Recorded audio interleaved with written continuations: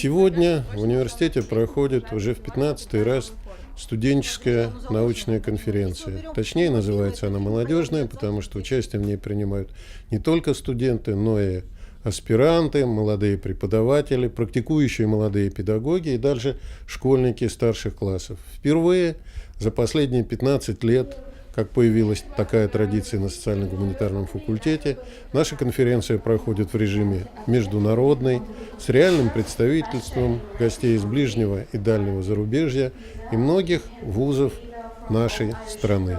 Мы надеемся, что подобная традиция закрепится в вузе и с будущего года, и впредь.